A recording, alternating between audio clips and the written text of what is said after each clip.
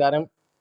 രാം നാരായൺ അദ്ദേഹമാണ് ഇന്ന് കേരളത്തെ കണ്ണീരലിയിപ്പിക്കുന്ന അല്ലെങ്കിൽ ചിലർക്ക് രോഷം അല്ലെങ്കിൽ പ്രതികരിക്കുന്ന വിഷയം എന്ന് പറയുന്നത് ആൾക്കൂട്ട മർദ്ദനം പാലക്കാട് നടന്നത്.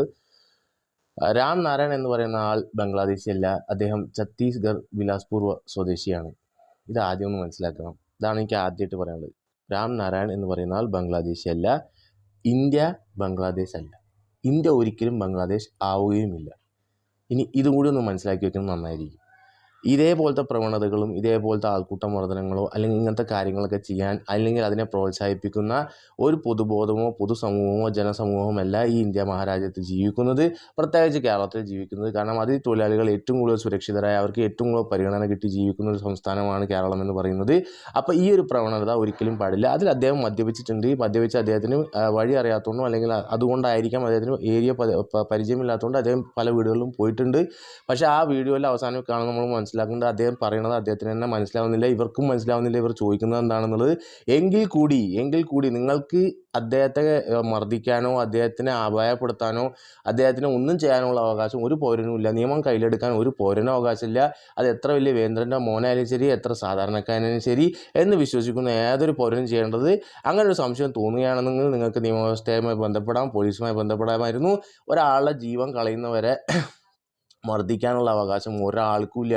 അത് ആര് ചെയ്താലും, ഏത് മതത്തിൻ്റെ, ഏത് രാഷ്ട്രീയത്തിൻ്റെ, ഏത് കോണിൽപ്പെട്ട ആൾ ചെയ്താലും.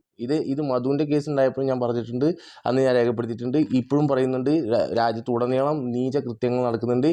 അതേപോലെ തന്നെ ഇന്നലെ ബംഗ്ലാദേശിൽ നടന്നതിനെ കുറിച്ച് ഞാൻ സംസാരിച്ചിട്ടുണ്ട്. മനുഷ്യൻ്റെ ജീവിതമല്ല അവിടെ ഒരുപോലെയാണ്. അതിന് പ്രത്യേകതരം ഒരു ആംഗിളോ പ്രത്യേകതരം ഒരു രാഷ്ട്രീയമോ പ്രത്യേകതരം മതമോ വന്നാലേ നമ്മൾ പ്രതികരിക്കുള്ളൂ അല്ലെങ്കിൽ അതിനെ തടുക്കുള്ളൂ എന്ന് പറയുന്നിടത്താണ് നമ്മുടെ കപടതയും നമ്മുടെ ഈ പ്രവണതയും ഇതിനെ പ്രോത്സാഹിപ്പിക്കുന്ന പ്രവണത കാണുന്നത്. പക്ഷേ ഇതിൽ ഐക്യകണ്ഠേന എല്ലാവരും എതിർക്കണം. ഇവർക്ക് ഏറ്റവും വലിയ ശിക്ഷ കിട്ടണം. ഇനി ഒരിക്കലും ഒരാളും ഇത്തരം ഒരു കാര്യത്തിന് മുതിരാൻ പാടില്ല.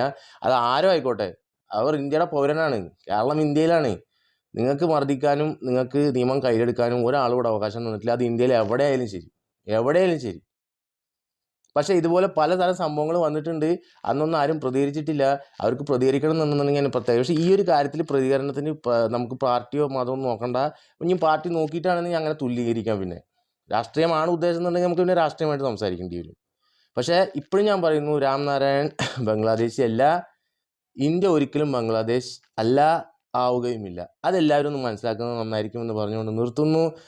ആ മനുഷ്യനും അവരുടെ കുടുംബത്തിനും എല്ലാവിധ ആദരാഞ്ജലികളും നമ്മുടെ മനസ്സിൻ്റെ സപ്പോർട്ടും എല്ലാം നമുക്കൊന്നും ചെയ്യാൻ പറ്റില്ല. പക്ഷേ ഇത്തരം ഭ്രാന്തമായ കാര്യങ്ങൾ, ഈ പ്രവണതകൾ, അത് ആര് ചെയ്താലും ഏറ്റവും കടുത്ത ശിക്ഷ കൊടുത്തുകൊണ്ട് തന്നെ തീരുമാനിക്കണം എന്ന് പറഞ്ഞുകൊണ്ട്